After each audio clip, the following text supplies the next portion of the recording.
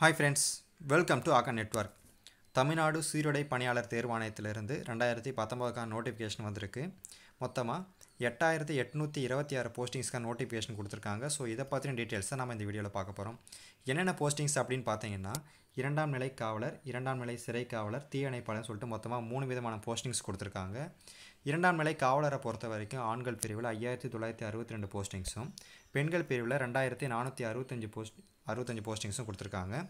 2ஆம் நிலை சிறை காவலரை பொறுத்த வரைக்கும் ஆண்கள் பிரிவில் 186 போஸ்டிங்ஸும், பெண்கள் பிரிவில் 22 போஸ்டிங்ஸும் கொடுத்துருக்காங்க.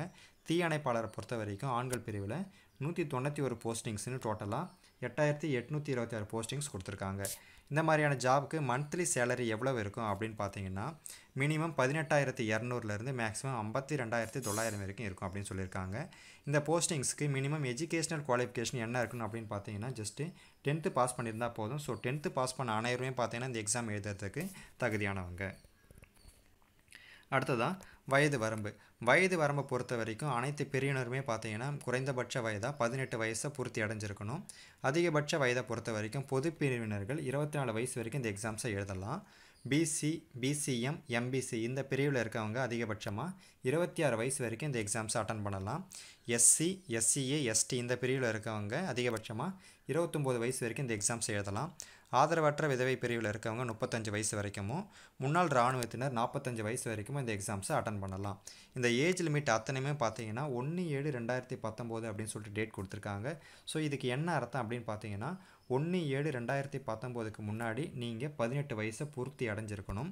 அது மட்டும் இல்லாமல் 1/7/2019க்கு முன்னாடி நீங்கள் இந்த அதிகபட்ச வயதை கிராஸ் பண்ணாமல் இருக்கணும். ஸோ அதுக்கப்புறம் கிராஸ் பண்ணால் ப்ராப்ளம் கிடையாது. ஆனால் அவங்க கொடுத்த டேட்டுக்கு முன்னாடி இந்த அதிகபட்ச வயதை நீங்கள் கிராஸ் பண்ணாமல் இருக்கணும். ஸோ அப்படி இருந்தீங்க அப்படின்னா நீங்கள் இந்த எக்ஸாம் எழுதுறதுக்கு தகுதியானவர்கள்.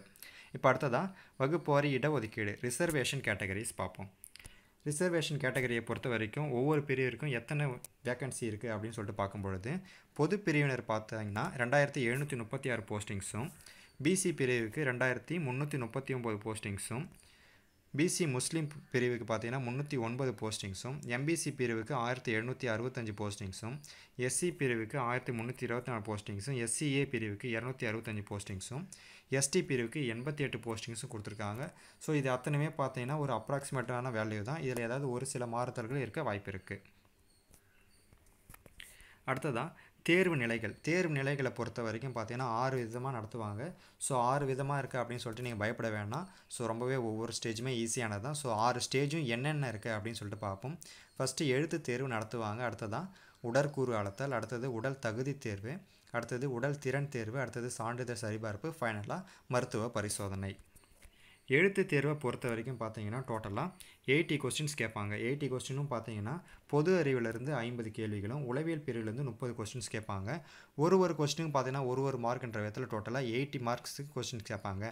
இப்போ டோட்டலாக டைம் என்ன தருவாங்க அப்படின்னு பார்த்தீங்கன்னா 80 மினிட்ஸ். டோட்டல் டைம் பார்த்தீங்கன்னா 80 மினிட்ஸ். ஸோ 80 மார்க்கு 80 மினிட்ஸ் அப்படின்ற விதத்தில் கொடுத்துருக்காங்க. ஸோ இதில் எலிஜிபிள் ஆவறங்க தான் அடுத்த ஸ்டேஜான ஃபிசிக்கல் டெஸ்ட்டுக்கு அவங்க கால் பண்ணுவாங்க.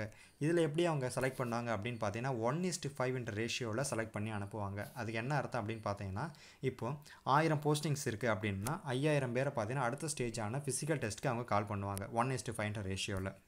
ஓகே, இப்போ அடுத்ததாக உடற்கூறு அளத்தல். இதுதான் பார்த்தீங்கன்னா ஃபிசிக்கல் டெஸ்ட்டில் ஃபஸ்ட்டு அவங்க பண்ணுறது. உடற்கூறு அளத்தில் பொறுத்த வரைக்கும் ஃபஸ்ட்டு என்ன பண்ணணும்னா ஹைட்டை மெஷர் பண்ணுவாங்க. ஹைட்டை மெஷர் பண்ணும்போது பொது பிரிவினர் பிசி, பிசிஎம், எம்பிசி பார்த்தீங்கன்னா ஆண்கள் பிரிவில் 170 சென்டிமீட்டர் மினிமம் இருக்கணும். ஸோ இதுக்கு கீழே இருந்தீங்க அப்படின்னா டிஸ்குவாலிஃபை பண்ணிவிடுவாங்க. அடுத்ததாக பெண்கள் பிரிவை பொறுத்த வரைக்கும் 159 சென்டிமீட்டர் மினிமம் ஹைட் இருக்கணும். அடுத்ததாக எஸ்சி, எஸ்சிஏ, எஸ்டி இந்த பிரிவில் இருக்கவங்களுக்கு ஆண்களுக்கு 167 சென்டிமீட்டரும், பெண்கள் பிரிவில் 157 சென்டிமீட்டர் இருக்கணும். ஸோ இது கீழே இருக்கீங்க அப்படின்னா அவங்கள டிஸ்குவாலிஃபை பண்ணுறாங்க. அடுத்த ஸ்டேஜுக்கு நீங்கள் போக முடியாது. அடுத்தது மார்பளவை பொறுத்த வரைக்கும் ஆண்களுக்கு மட்டும்தான் மெஷர் பண்ணுவாங்க. அவங்களுக்கு சாதாரண நிலையில் இருக்கும்போது 81 சென்டிமீட்டர் இருக்கணும். விருந்து நிலையில் பார்த்தீங்கன்னா 86 சென்டிமீட்டர் இல்லைனா அதுக்கு மேலே இருக்கணும். ஆனால் மினிமம் 5 சென்டிமீட்டர் பார்த்தீங்கன்னா மார்பளவு விரிந்து இருக்கணும். சரிங்களா? சரி, ஓகே. இதுலேயுமே நீங்கள் குவாலிஃபை ஆகணும். இதுலேயுமே நீங்கள் டிஸ்குவாலிஃபை ஆகிட்டீங்க அப்படின்னா அடுத்த ஸ்டேஜுக்கு போக முடியாது. ஸோ உடற்கூறு அளத்தலில் 2 ஸ்டேஜ்லையுமே நீங்கள் பாஸ் பண்ணிட்டீங்க அப்படின்னா அடுத்த ஸ்டேஜான உடல் தகுதி தேர்வுக்கு நீங்கள் போகலாம். உடல் தகுதி தேர்வை பொறுத்த வரைக்கும் என்ன பண்ணுவாங்கன்னா ரன்னிங் தான் கொடுப்பாங்க. ரன்னிங்கை பொறுத்த வரைக்கும் ஆண்களுக்கு 1500 மீட்டர் தூரத்தை 7 நிமிடத்தில் நீங்கள் ஓடி முடிக்கணும். பெண்கள் பிரிவுக்கு பார்த்தீங்கன்னா 400 மீட்டர் தூரத்தை 2 நிமிடம் 30 செகண்டில் நீங்கள் ஓடி முடிக்கணும். இது வந்து பார்த்தீங்கன்னா ஜஸ்ட் ஒரு தகுதி தேர்வு, அதாவது குவாலிஃபைங் இன் நேச்சர் தான். இதுக்கு மார்க் எதுவும் அலாட் பண்ண மாட்டாங்க. ஜஸ்ட் நீங்கள் இதை கொடுத்துருக்க டைமுக்குள்ளே ஓடி முடிச்சிட்டிங்க அப்படின்னா அடுத்த ஸ்டேஜுக்கான எக்ஸாமுக்கு நீங்கள் போகலாம். ஜஸ்ட் குவாலிஃபைங் இன் நேச்சர் தான் இந்த எக்ஸாம்ஸ். இதுக்கு மார்க் எதுவும் அலாட் பண்ண மாட்டாங்க. ஸோ இதுக்கு அடுத்ததாக என்ன கொடுப்பாங்க அப்படின்னா உடல் திறன் தேர்வு. உடல் திறன் தேர்வை பொறுத்த வரைக்கும் ஆண்கள் 3 விதமான நிகழ்வுகளில் கலந்துக்கணும். என்னென்ன நிகழ்வுகள் அப்படின்னு பார்த்தீங்கன்னா முதல்ல கயிறு ஏறுதல் கொடுப்பாங்க, ரோப் கிளைம்பிங். செகண்ட் பார்த்தீங்கன்னா நீளம் தாண்டுதல் அல்லது உயரம் தாண்டுதல். ஸோ உங்கள் விருப்பத்துக்கு ஏற்ற மாதிரி இதை நீங்கள் செலக்ட் பண்ணிக்கலாம். அடுத்ததாக பார்த்தீங்கன்னா ஓட்டம், ரன்னிங் பார்த்தீங்கன்னா 100 மீட்டர் ஆர் 400 மீட்டர். இதையுமே பார்த்தீங்கன்னா உங்கள் இஷ்டத்துக்கு நீங்கள் இதை செலக்ட் பண்ணிக்கலாம். ஸோ கண்டிப்பாக பார்த்தீங்கன்னா நான் 3 ஸ்டேஜ்லையுமே நீங்கள் கலந்துக்கிட்டு தான் ஆகணும், வேறு வழி கிடையாது. இதில் பார்த்தீங்கன்னா ஃபஸ்ட்டு கயிறு ஏறுதல் தான் கொடுப்பாங்க. கயிறு ஏறுதலை பொறுத்த வரைக்கும் நீங்கள் 5 மீட்டர் ஏறுறீங்க அப்படின்னா அதுக்கு 1 ஸ்டார் கொடுப்பாங்க. அதுக்கு என்ன மீனிங் அப்படின்னா 1 ஸ்டார் நீங்கள் வாங்குறீங்க அப்படின்னா அதுக்கு 2 மார்க்ஸ் அப்படின்னு மீனிங். சரிங்களா? அப்போ 1 ஸ்டார் வாங்கினா 2 மார்க்ஸ் அலாட் பண்ணுவாங்க. இதுவே பார்த்தீங்கன்னா நீங்கள் கயிறு ஏறுதலில் 6 மீட்டர் உயரத்தை நீங்கள் தாண்டுறீங்க அப்படின்னா அதுக்கு எத்தனை ஸ்டார் கொடுப்பாங்கன்னா 2 ஸ்டார்ஸ் கொடுப்பாங்க. 2 ஸ்டாருக்கு என்ன மீனிங் அப்படின்னா 5 மார்க்ஸ் உங்களுக்கு அலாட் பண்ணுறாங்க அப்படின்னு அர்த்தம். இப்போ கயிறு ஏறி முடிச்சிட்டிங்க அப்படின்னா அடுத்த ஸ்டேஜ் தான் பார்த்தீங்கன்னா நீளம் தாண்டுதல் அல்லது உயரம் தாண்டுதல் கொடுப்பாங்க. ஸோ இது ரெண்டுத்தில் நீங்கள் எதை வேணால் செலக்ட் பண்ணலாம். நீளம் தாண்டுதல் செலக்ட் பண்ணலாம், உயரம் தாண்டுதல் செலக்ட் பண்ணலாம். ஏதாவது ஒன்று செலக்ட் பண்ணாலே போதுமானது. நீளம் தாண்டுதலை பொறுத்த வரைக்கும் 3.8 மீட்டர் நீங்கள் தாண்டுறீங்க அப்படின்னா அதுக்கு 1 ஸ்டாரும், 4.5 மீட்டர் நீங்கள் தாண்டுறீங்க அப்படின்னா 2 ஸ்டாரும் கொடுப்பாங்க. உயரம் தாண்டுதலை பொறுத்த வரைக்கும் 1.2 மீட்டர் நீங்கள் உயரத்தை தாண்டிங்கன்னா 1 ஸ்டாரும், 1.4 மீட்டர் உயரத்தை தாண்டினா 2 ஸ்டாரும் கொடுப்பாங்க. இப்போ ரன்னிங்கை பொறுத்த வரைக்கும் நீங்கள் 100 மீட்டர் செலக்ட் பண்ணுறீங்க அப்படின்னா அதை 15 செகண்டில் நீங்கள் ஓடி முடிச்சிங்கன்னா உங்களுக்கு 1 ஸ்டார் கொடுப்பாங்க. 13.5 செகண்ட்ஸில் நீங்கள் ஓடி முடிச்சிங்கன்னா 2 ஸ்டார்ஸ் கொடுப்பாங்க. இதுவே நீங்கள் 400 மீட்டர் நீங்கள் செலக்ட் பண்ணுறீங்க அப்படின்னா 80 செகண்டில் நீங்கள் அதை கம்ப்ளீட் பண்ணிங்கன்னா 1 ஸ்டாரும், 70 செகண்டில் நீங்கள் கம்ப்ளீட் பண்ணிங்கன்னா உங்களுக்கு 2 ஸ்டார்ஸும் கொடுப்பாங்க. ஸோ இந்த ஸ்டேஜை பொறுத்த வரைக்கும் ஆண்கள் குறைந்தபட்சம் அனைத்து பிரிவிலும் 1 ஸ்டார் வாங்கியே ஆகணும். ஸோ ஏதாவது ஒரு பிரிவில் நீங்கள் டிஸ்குவாலிஃபை ஆனாலுமே பார்த்தீங்கன்னா உங்களை ரிஜெக்ட் பண்ணுறாங்க. ஸோ இது அத்தனை பிரிவிலையும் நீங்கள் பாஸ் பண்ணணும். மினிமம் பார்த்தீங்கன்னா 1 ஸ்டார் ஆச்சு நீங்கள் வாங்கியிருக்கணும். ஓகேங்களா? சரி, ஓகே. அடுத்ததான் பெண்களுக்கு பார்ப்போம். பெண்களை பொறுத்த வரைக்கும் அவங்க 3 விதமான நிகழ்வுகளை கலந்துக்கணும். என்னென்ன அப்படின்னு பார்த்தீங்கன்னா நீளம் தாண்டுதல் முதல்ல கொடுப்பாங்க. ஸோ நீளம் தாண்டுதலை பொறுத்த வரைக்கும் அவங்க 3 மீட்டர் நீளத்தை தாண்டுறாங்க அப்படின்னா அவங்களுக்கு 1 ஸ்டாரும், 3.75 மீட்டர் தூரத்தை தாண்டுறாங்க அப்படின்னா 2 ஸ்டார் கொடுப்பாங்க. ஸோ அதுக்கு அடுத்ததாக என்ன கொடுப்பாங்க அப்படின்னா குண்டு எறிதல் அல்லது பந்து எறிதல் கொடுப்பாங்க, கிரிக்கெட் பால் கொடுப்பாங்க. ஸோ இதில் அவங்க விருப்பப்படி எதை வேணால் அவங்க செலக்ட் பண்ணிக்கலாம். குண்டு எறிதல் செலக்ட் பண்ணுறாங்க அப்படின்னா 4 kg வெயிட், அது 4 கிலோ எடையுள்ள ஒரு பொருளை அவங்க தூக்கி போடணும். அப்படி தூக்கி போடும்போது 4.25 மீட்டர் தூரத்துக்கு தூக்கி போட்டாங்கன்னா அவங்களுக்கு 1 ஸ்டாரும், 5.5 மீட்டர் தூரத்துக்கு தூக்கி போட்டால் அவங்களுக்கு 2 ஸ்டாரும் கொடுப்பாங்க. இதே கிரிக்கெட் பால் செலக்ட் பண்ணுறாங்க அப்படின்னா கிரிக்கெட் பாலை பொறுத்த வரைக்கும் 17 மீட்டர் தூரத்தை அவங்க தூக்கி போட்டாங்க அப்படின்னா 1 ஸ்டாரும், 24 மீட்டர் தூரத்துக்கு அவங்க தூக்கி போடுறாங்க அப்படின்னா 2 ஸ்டாரும் கொடுப்பாங்க.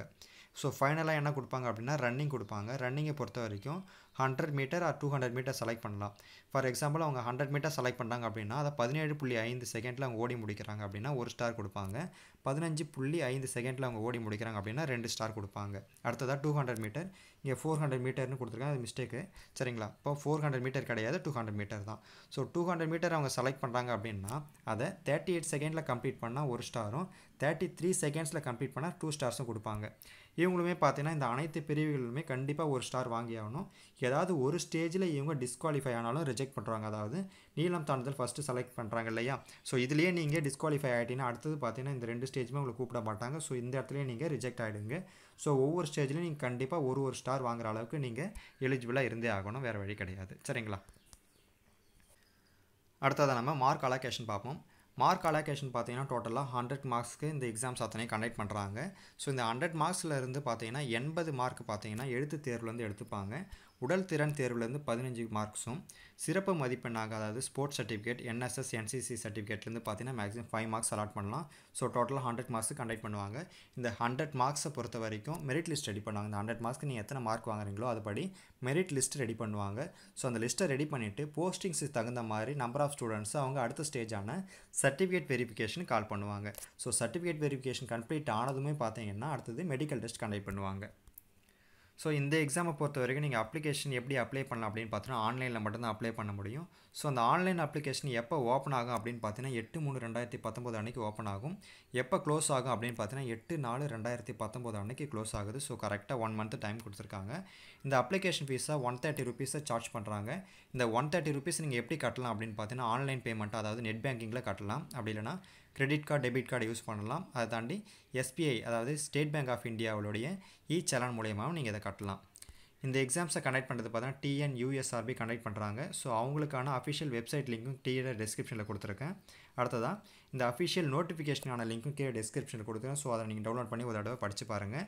அடுத்தது இந்த ஆன்லைன் அப்ளிகேஷன் லிங்க்கும் டிஸ்கிரிப்ஷனில் கொடுத்துருக்கேன். இதை தாண்டி உங்களுக்கு இதில் வேறு ஏதாவது டவுட் இருக்குது அப்படின்னா மறக்காமல் எனக்கு கமெண்ட் பண்ணுங்கள். கண்டிப்பாக நான் உங்களுக்கு ரிப்ளை பண்ணுவேன். தேங்க்யூ. இந்த வீடியோ பற்றின கருத்துக்களை மறக்காமல் கமெண்ட் பண்ணுங்கள். இந்த வீடியோ உங்களுக்கு பிடிச்சிருந்தால் லைக் பண்ணுங்கள், உங்கள் ஃப்ரெண்ட்ஸ்க்கும் ஷேர் பண்ணுங்கள். இது வரைக்கும் நம்ம சேனலை சப்ஸ்கிரைப் பண்ணாதவங்க மறக்காமல் சப்ஸ்கிரைப் பண்ணிவிடுங்க. நம்ம சேனலோட நோட்டிஃபிகேஷன் தொடர்ந்து உங்களுக்கு வரணும்னு நீங்கள் நினச்சிங்கன்னா பக்கத்தில் இருக்க பெல் ஐக்கானையும் கிளிக் பண்ணுங்கள். All the best and thank you.